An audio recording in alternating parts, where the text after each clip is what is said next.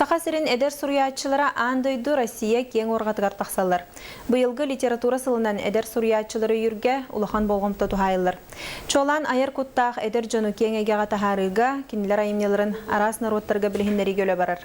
Ол бұғытнан быйыл Хомогой Қоханют Гаврил Андросов Вьетнамга Чумпа Киан поэзия фестивалыгар онна Рустам Кажинкиннин Казань коракы болбут түр тыллах эдер поэттер түхілгелергер сырытта.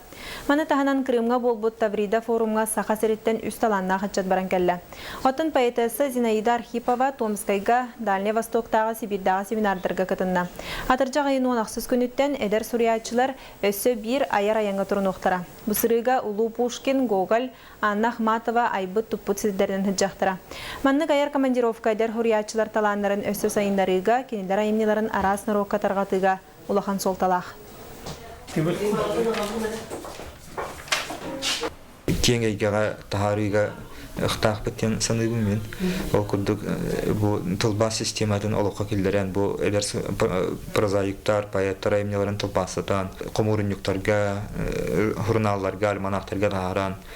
Бұл тәкаларынан кең айгаға тахара сорықтақ бұд. Чолан поэзия түргеннік тақсын сөп күрдік. Поэзияның бұл сақа культуратын, сақа литературатын амсайын көрілер. Ол кенттен жеңнәқ қыраққан артиллерия бұғытынан прозаны тағарық бұтын сөп атын дойдыларға. Культура бытын, өй бүтін сана бытын, атын эйгеға, кең эйгеға тағары болар.